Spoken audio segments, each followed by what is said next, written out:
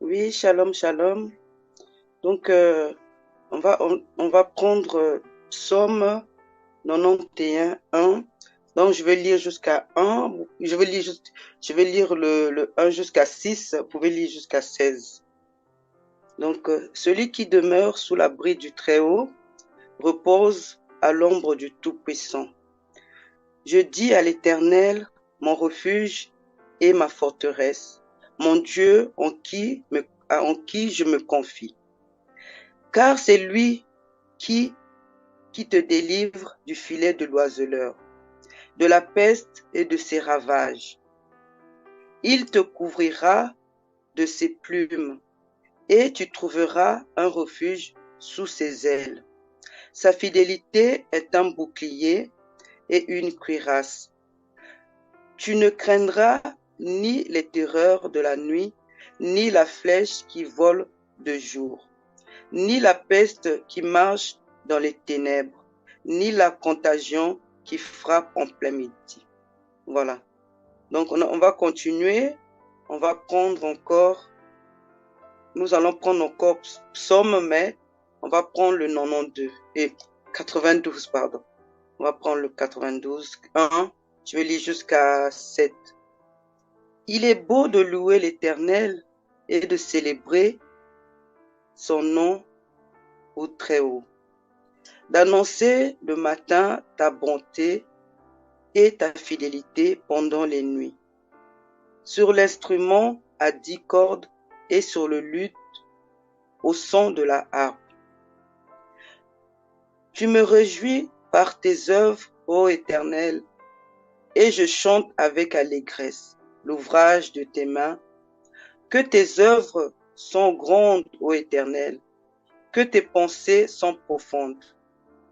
L'homme stupide n'y connaît rien et l'insensé n'y prend point plaisir. Voilà. Voilà mes frères et sœurs, je voulais parler de que la bonté de Dieu, Dieu il nous rassasie de longs jours.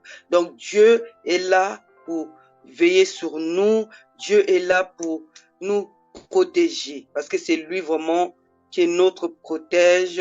On peut toujours venir vers lui, c'est notre papa, on a des problèmes, on vient vers lui, il va nous secourir.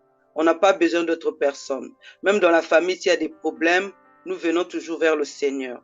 On fait des cauchemars, nous prions toujours le Seigneur.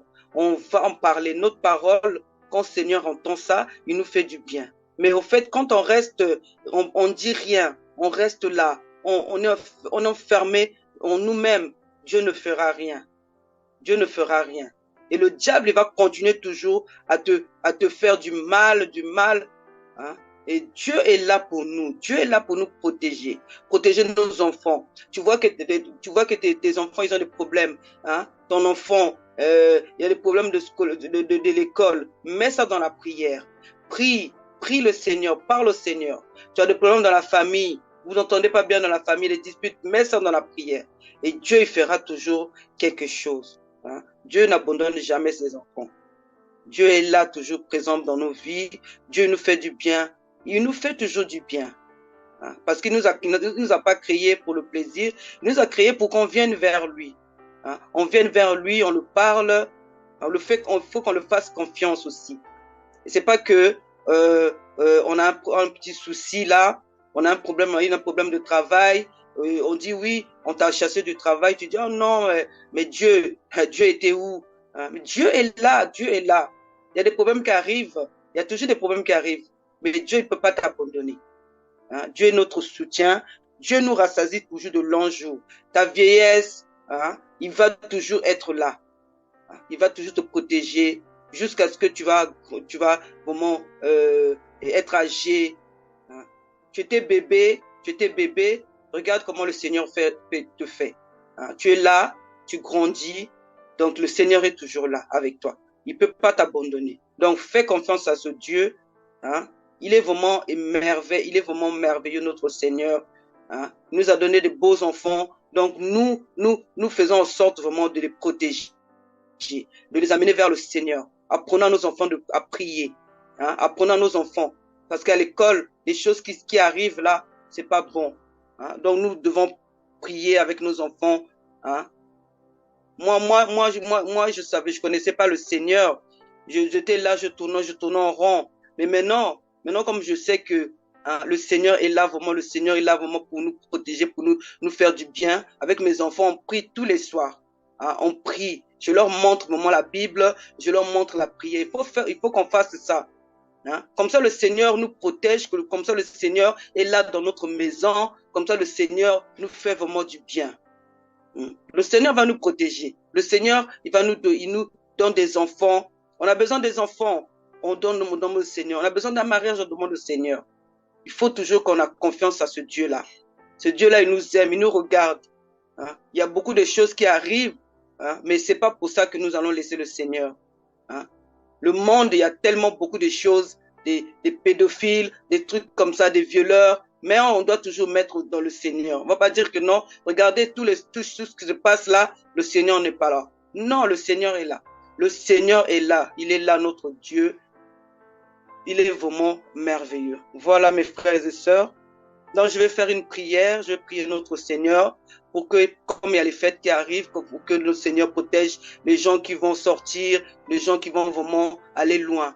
Seigneur mon Dieu, Seigneur, je sais que tu es le Dieu Tout-Puissant. Tu es notre Dieu, Seigneur. Seigneur, je te laisse le chemin de nos frères, nos sœurs dans tes mains. Protège-les, conduis-les, Seigneur. Conduis-les à leur destination. Sois là, Papa. Enlève tout ce que l'ennemi a programmé. Enlève tout ce qui n'est pas de toi dans leur vie, qui va leur mettre l'accident, Seigneur, qui va faire l'accident, qui va être là, Seigneur. Je laisse tout dans tes mains parce que tu es le Dieu Tout-Puissant. Merci, mon Dieu. Merci, mon roi. Sois béni, Seigneur, de nos vies. Sois élevé, mon Dieu. Merci, Papa. Voilà, je laisse la parole. Amen, amen, gloire à Dieu. Nous allons prendre Psaume 26, verset 2. Donc je vais lire, qui sont sa parole. Éprouve-moi, Éternel, et sonde-moi, scrute les reins et le cœur.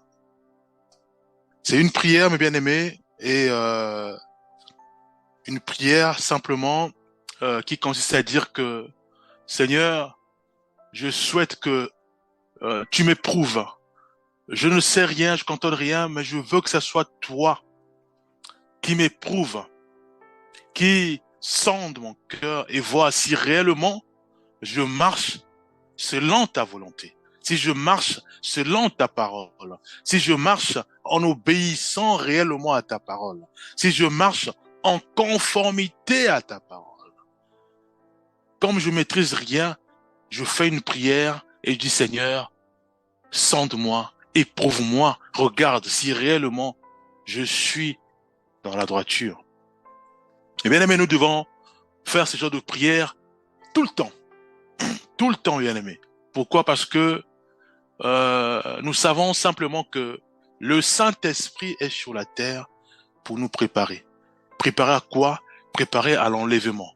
Préparer à quoi? Préparer aux noces. Préparer à quoi? Préparer au salut. Voyez-vous? Et il est important que nous soyons conscients que le Saint-Esprit est sur la terre. Au moment où nous parlons, il est avec nous. Au moment où nous sommes sur terre, il est là. Son but, c'est quoi? Son rôle, c'est quoi? C'est de nous préparer. Nous préparer pour que nous puissions participer à l'enlèvement. Vous voyez? Alors, il y a une différence entre ceux et celles qui seront jugés et ceux et celles qui seront enlevés parce que, au préalable, le Saint-Esprit les a préparés. Voyez-vous?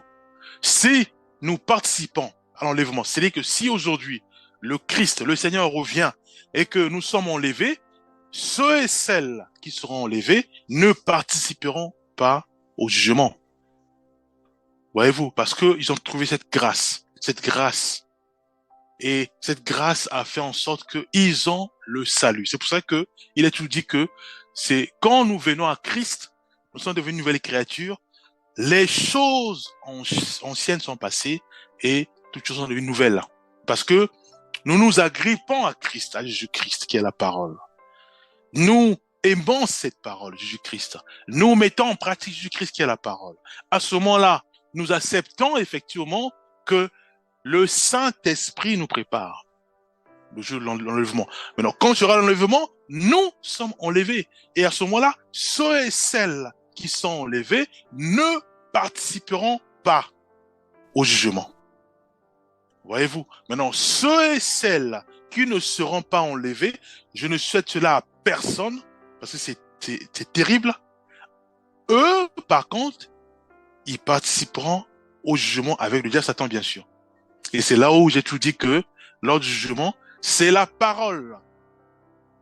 Donc, tout ce qui est écrit dans la parole de Dieu, c'est ça qui va juger ceux qui et celles qui passeront au jugement, dans le jugement, au jugement. Voyez-vous? Donc, il est important de réaliser que, bien mes frères et sœurs, que ceux et celles qui seront enlevés par le Seigneur Jésus-Christ ne participeront pas au jugement. Voyez-vous? Le jugement, c'est terrible. Le jugement, c'est la parole de Dieu qui juge. Si j'étais désobéissant à mes parents, cette parole d'Éphésiens qui dit qu'on faut obéir aux parents va me juger au jour du jugement. Pourquoi? Parce que j'ai continué à nier cette parole, je n'ai pas mis ça en pratique et j'ai raté l'enlèvement. Et le jugement, cette parole va me juger. Voyez-vous?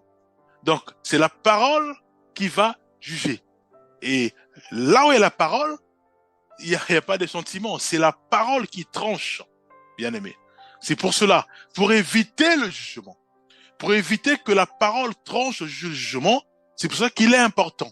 Nous qui sommes encore sur terre, nous qui avons toutes les privilèges, les grâces de se préparer, d'être accompagnés du Saint-Esprit pour nous préparer, en profitant pleinement.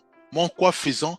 En faisant simplement cette prière de notre bien-aimé qui dit « Éprouve-moi, Éternel, et sonde-moi, scrute les reins et le cœur, bien-aimé. » Nous devons le faire constamment. Pourquoi? Parce que nous sommes sur terre. Parce que nous sommes sur terre et c'est même le moyen idéal pour nous préparer, bien-aimés. Pour crier au Seigneur, sonde-moi à nouveau, scrute-moi, parce que je veux absolument participer à l'enlèvement, bien-aimé. Je veux absolument monter dans les airs et rejoindre Christ dans les airs. Parce que si je monte dans les airs, le jour de l'enlèvement, cela veut dire que je ne participerai pas au jour du jugement, bien-aimé. Donc, il est important, bien mes frères et sœurs, que nous puissions avoir cette conscience que nous avons encore toutes les billes sont encore avec nous, bien-aimés. Utilisons ces clés, ces billes au maximum, en nous préparant littéralement, en nous préparant davantage dans la prière. Le Seigneur, sonde-moi, parle-moi, révèle-moi les choses cachées. Dis-moi, est-ce que je suis encore dans la voie? Est-ce que je marche en conformité à ta parole? Est-ce que réellement je te fais plaisir? Le Seigneur va nous parler. Le Saint-Esprit va nous parler. Il va commencer encore à nous préparer, à nous façonner, à nous corriger, à nous aimer, à nous éplucher, de manière à ce que nous soyons saints, justes et irréprochables. Pourquoi? Pour que le jour où il y aura l'enlèvement, que nous puissions monter dans les airs, rejoindre Christ et Jésus-Christ. Et à ce moment-là, quelle joie, quel bonheur, parce que le jugement nous est exclu. Nous ne participerons pas au jugement, parce que nous sommes dans les airs, rejoindre Christ. Voyez-vous? Et cela, à ce moment-là, je souhaite cela à tout le monde, que nous puissions monter dans les airs. Bien aimé. Prenons 2 Corinthiens 13, verset 5. L'apôtre Paul l'apôtre Paul dit quoi? Il dit, examinez-vous vous-même pour savoir si vous êtes dans la foi. Éprouvez-vous vous-même. Ne reconnaissez-vous pas que Jésus-Christ est en vous? À moins peut-être que vous ne soyez éprouvés. Voyez-vous, l'apôtre Paul nous demande à nous maintenant de nous examiner nous-mêmes, nous éprouver nous-mêmes. Voyez-vous, il y a des choses qui sont simples à faire. Si je suis marié, je dis à mon épouse, parle-moi de mes défauts. Toi, tu sais que je suis chrétien, est-ce que vraiment je suis parfait? Et mon épouse va me dire, je prends un cahier, bien aimé. Ça sert à rien de me mettre en colère. Je prends un cahier, j'écris mes défauts. C'est ça ce qu'on appelle un sujet de prière. J'écris tout ce que mon épouse ou mon époux, si je suis une sœur dans mon époux, si je suis un frère dans mon épouse, me dit, je note ça. Ça devient mes sujets de prière. Seigneur, mon épouse va me dire que je suis encore colérique. Décime en moi la colère. C'est ça les sujets de prière, bien aimé. Voyez-vous, si je suis un frère ou un jeune, je vois mes jeunes frères ou mon petit frère ou ma petite sœur ou mon grand frère ou ma petite sœur, parlez-moi de mes défauts. J'écris cela. C'est ça mes sujets de prière, bien aimé. C'est ça, éprouvez-vous vous-même. Ou je rentre dans mon cœur, on dit Seigneur, je m'examine. Est-ce que je me suis bien comporté? Est-ce que je marche encore dans l'intimité avec Christ, dans sa parole? Est-ce que je prends plaisir à lire sa parole? Est-ce que je prends plaisir à prier? Est-ce que je prends plaisir réellement à marcher en conformité ou en nouveauté de vie, bien-aimé? Voilà, le Seigneur nous appelle, bien-aimé, à nous examiner nous-mêmes. Voilà, nous avons encore toutes les clés, toutes les billes. Rien n'est encore joué. Nous sommes encore sur terre, bien-aimés. Le Saint-Esprit est avec nous pour nous préparer, pour nous aider à nous préparer. Jésus-Christ est encore là pour nous révéler les choses cachées. Nous sommes sur terre pour mieux appréhender la parole de Dieu, mieux appliquer, mieux aimer la parole de Dieu, bien-aimés. Prenons, nous allons prendre Hébreux 4, verset 12. Je vais lire. Car la parole de Dieu est vivante et efficace, plus tranchante qu'une épée quelconque à deux tranchants, pénétrant jusqu'à partager âme et esprit, jointure et moelle, elle juge les sentiments et les pensées du cœur. Bien aimé. La parole de Dieu juge les sentiments et les pensées du cœur. Nous devons réaliser que si nous ratons l'enlèvement, et vraiment je ne souhaite à personne, c'est la parole qui va nous trancher. Et cette parole, bien aimée, ça juge les sentiments et ça juge aussi, bien aimé, les pensées du cœur. Donc la parole est tranchante. Voilà, nous. Prenons Acte. Nous allons prendre Acte 3, verset 19. Repentez-vous donc et convertissez-vous pour que vos péchés soient effacés. Bien aimé, tout est sur terre. Rien n'est encore joué.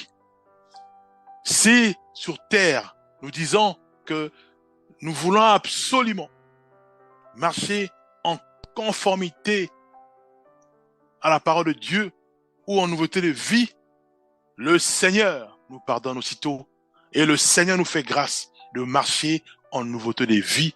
Le Seigneur applique cette parole qui dit que toutes choses sont devenues nouvelles et les choses anciennes sont passées. Maintenant, à nous maintenant de marcher réellement en nous appuyant de Christ Jésus qui est la parole faite chair, la parole de Dieu, en la lisant dans la Bible, de manière à ce que nous puissions marcher selon ce qui est écrit. Et à ce moment-là, bien aimé, oui, le Saint-Esprit est encore là pour nous inspirer, nous enseigner, et sans se rendre compte, nous participons à l'enlèvement, nous sommes enlevés, bien aimés. Et à ce moment-là, nous ne passerons jamais au jugement, jamais. Voilà, nous. Et c'est ça ce que Dieu veut de nous, bien aimés, puisque nous avons le libre arbitre. Dieu veut absolument que nous puissions nous accaparer de la parole de Dieu, crier au Seigneur et se laisser aider par le Saint-Esprit afin que, bien aimés, nous puissions être embrasés de la sainteté, imbibés de la pureté, de manière à ce que, sans se rendre compte, que nous puissions rejoindre le Maître dans les airs, le jour du jugement, c'est le jour de l'enlèvement. Et à ce moment-là, nous ne connaîtrons pas le jugement, bien-aimés. Nous ne connaîtrons pas le jugement. Maintenant, si par malheur, je suis ta personne, et que nous rations l'enlèvement, à ce moment-là, nous connaîtrons le jugement. Mais le jugement, ça va être quoi? C'est la parole qui va commencer à nous juger. Si je monte devant le trône de Dieu, le jugement, en moi, j'ai encore la haine. La parole qui connaît la haine va me juger. Il n'y a pas de sentiments là. Il n'y aura pas les sentiments. Il n'y aura pas les sentiments. C'est la parole de Dieu seulement qui va juger. Tout est déjà établi, bien aimé. Voilà, c'est pour ça qu'il est important de prier. Seigneur, parle-moi. Il peut passer par ton petit frère, par ton père, par ta mère pour te parler. À ce moment-là, qu'est-ce qu'on fait? On applique Acte 3, 19 qui dit « Repentez-vous donc et convertissez-vous pour que vos péchés soient effacés. Seigneur, pardonne-moi parce que je suis colérique. Pardonne-moi parce que j'ai la haine. Pardonne-moi parce que je ne fais qu'à ma tête. Pardonne-moi parce que je suis rebelle. Pardonne-moi parce que je suis menteur. Pardonne-moi parce que je suis menteuse. Pardonne-moi parce que je suis encore voleur. » Dieu me pardonne automatiquement et il efface tous mes péchés. Voilà, nous prenons, bien-aimés frères et sœurs, prenons Philippiens 1, verset 6. Je vais lire. Je suis persuadé que celui qui a commencé en vous cette bonne œuvre la rendra parfaite pour le jour de Jésus-Christ. Voilà, nous, voilà la parole, cette promesse, bien-aimés. Et cette promesse, pour que ça puisse s'accomplir en nous, nous devons nous laisser être façonnés, être préparés par le Saint-Esprit. Être préparés par le Saint-Esprit. Pour cela, cela passe par le dépouillement, le renoncement, bien-aimé. Et on marche en nouveauté de vie, ça veut dire que tout ce que nous faisons avant, si j'étais prostitué, automatiquement je me dépouille ou je renonce de la prostitution pour suivre Christ. Donc je marche maintenant en nouveauté de vie selon Christ. Christ, Jésus-Christ qui est la parole faite chair, je marche en conformité à sa parole, lui qui est la parole, et tout se trouve dans la Bible, bien aimé. Je lis la parole de Dieu et je mets cela en pratique. C'est là marcher en nouveauté de vie. Donc, je ne regrette plus ma vie antérieure, où j'étais braqueur, où j'étais voleur, où j'étais bandit, où je me bagarrais, où j'insultais des gens, où j'étais voleur, où j'étais menteur, où j'étais prostitué, où je faisais la masturbation. Tout ça, je mets ça derrière moi pour suivre Christ. Puisque tout ça, là, c'est mon passé pour suivre Christ. Puisque tout ma péché est effacé. Et je suis Christ. Je m'appuie à ce que maintenant le Saint-Esprit puisse me corriger, m'enseigner, me préparer. Je me plais dans la préparation du Saint-Esprit. À ce moment-là, la parole dit quoi? Il dit, je suis persuadé, c'est la foi, bien aimé, que celui qui a commencé en vous cette bonne œuvre la rendra parfaite pour le jour de Jésus-Christ. On parle de l'enlèvement, bien aimé. Et il est important, bien aimés frères et sœurs, que nous puissions participer tous à l'enlèvement. Que nous puissions rejoindre Christ Jésus dans les airs, puisqu'il viendra, il va s'arrêter dans les airs, au ciel, et les morts en Christ vont se réunir premièrement, et nous allons monter dans les airs, le rejoindre. Et il est absolument important que nous soyons parmi ceux et celles qui vont monter pour rejoindre Christ dans les airs. Il est absolument important. Pourquoi? Parce que nous ne connaîtrions point le jugement. Voilà, soyons tous bénis, que Dieu nous bénisse, que Dieu nous fortifie, que Dieu nous aide réellement à nous examiner nous-mêmes, soit en passant par nos frères et sœurs, en notant cela dans les cahiers, ça devient notre sujet de prière, en priant le Seigneur, si on n'a pas des frères et sœurs, ou si on est tout seul, en priant pour que Dieu nous parle, Dieu nous éprouve, nous aide à marcher selon sa parole. Et que nous soyons sensibles à la correction du Saint-Esprit nous puissions aimer sa correction, aimer sa préparation, pour que, oui, nous glorifions le Seigneur le jour où nous serons enlevés. Soyons tous bénis, nous allons prier. Béni sois-tu, Père. Toi qui as tant aimé le monde, tu as envoyé ton Fils unique. Quelle grâce. Il est venu sur terre, dans l'obscurité. Un puissant travail est accompli. L'obscurité a été décimée par la lumière de Christ. Cette lumière nous a été léguée, la parole.